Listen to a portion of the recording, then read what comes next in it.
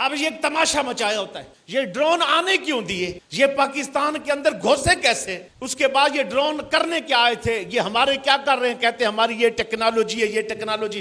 انہوں نے تو اوپر مار ہی نہیں گرائے۔ اگر واگا بارڈر سے آئے، اگر جناب والا شکر گڑھ سے آئے، اگر سیال کوٹ سے آئے، اگر پٹھان کوٹ سے گزر کے بہاولپور اور بہاول نگر اور فورٹ عباس اس طرف گئے، اگر پیچھے سے کراچی کی طرف آئے تو یہ ڈرون کیسے آ گئے، تو انہوں نے اندر تک کیسے آنے دیے، ایک فیصل مسجد تک پہنچ گیا۔ یہ کیا ہے؟ اب قرآن سے پوچھتے ہیں، آیت نمبر 16، جب کوئی یہ جنگی پالیسیاں ہوتی ہیں، جنگی منصوبہ بندی ہوتی ہے، کوئی یہ نہ کہے کہ تلوار لیں اور فوراً بھیڑ جائیں اور فوراً لڑ جائیں۔ اللہ کہتا ہے کہ تمہارے دو لمحوں کی خاموشی یا انتظار، یہ بھی جنگی ہوتا ہے۔ فوراً مجاہد سے یہ مطالبہ نہ کرو کہ ابھی لڑو، ابھی جواب دے، ابھی ٹکڑے ٹکڑے کر۔ مجاہد دوسرے کو تھکاتا ہے، مجاہد دوسرے کا زور دیکھتا ہے، مجاہد دوسرے کی وہ جو چال ہے اس کو بھانپ کے پھر بدلہ لیتا ہے، پھر جواب دیتا ہے۔ انہوں نے ڈرون بھیجے اسی لیے کہ ہمیں پتہ چلے کہ جناب ایئر ڈیفنس سسٹم کہاں کہاں نصب ہے، کہاں کہاں ان کا ایئر ڈیفنس سسٹم موجود ہے، ہمیں اطلاع ہو، پھر جا کر ہم ان کے اوپر اگلا اٹیک کریں۔ انہوں نے ڈرون بھیج کر یہ چیک کرنا چاہا۔ کمال حکمت عملی ہماری فوج کی، آئین بالکل قرآن کے مطابق، سورہ انفال آیت نمبر 16 قرآن کے مطابق ڈرون بھیجتے گئے، انہوں نے چھیڑا ہی نہیں۔ وہ اندر داخل ہو گئے،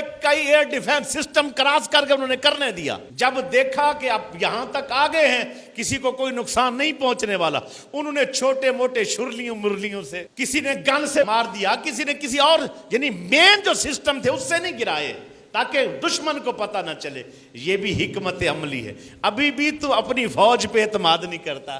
رافیل طیارے جو انہوں نے منگوائے ہیں فرانس کے، یہ طیارے آج تک نہیں گرے۔ جنگیں ہو رہی ہیں، سب کچھ ہے، ان کا گراف ہائی لیول پر تھا، ہر بندہ پیسے لگانے کو تیار تھا، خریدنے کو تیار تھا، بکنگ چل رہی تھی، رافیل طیارے چاہیے، رافیل طیارے چاہیے۔ لیکن کیا ہے، جس وقت پاکستان نے پیچھے گرایا ایک، وہ بھی پاکستان ہی نے گرایا۔ اس بار پھر یہ 3 گرائے تو پاکستان نے ہی گرائے۔ آپ جا کر دیکھیں، الجزیرہ کے اوپر رافیل طیاروں کے متعلق لکھا ہوا ہے، انہوں نے لکھا ہے ریڈار میں نہیں آتے۔ پکی بات ہے، ریڈار میں نہیں آتے، لیکن کیا ہے، ریڈار میں نہیں آتے لیکن پاکستانیوں کے ریڈار میں آتے ہیں، پاک فوج کے ریڈار میں آتے ہیں۔ انہوں نے کہا جو ہمارے ڈرون ہیں یہ ریڈار میں نہیں آتے، یہ اسرائیل نے بنائے۔ پہلی بار اگر کوئی اسرائیل کا ڈرون گرایا ہے تو وہ بھی پاک آرمی نے گرایا ہے۔ رافیل بھی پاکستانی آرمی گرا رہی ہے، اگر کوئی ڈرون گرا رہی ہے وہ بھی پاکستانی آرمی گرا رہی ہے۔ اتنے بڑے کام کر کے تجھے تیری فوج نے دے دیے، نادان قوم ہے، ابھی بھی سمجھ کوئی نہیں۔ ان کے ادارے تباہ ہو گئے ہیں، بنانے والے وہ ڈیفالٹ کر گئے ہیں کہ وہ بیچ رہے تھے ان کو، اتنی مارکیٹ تھی ان کی، وہ نیچے یکدم ان کا گراف گر گیا۔ کس وجہ سے؟ کہتے پاکستانی مار دیتا۔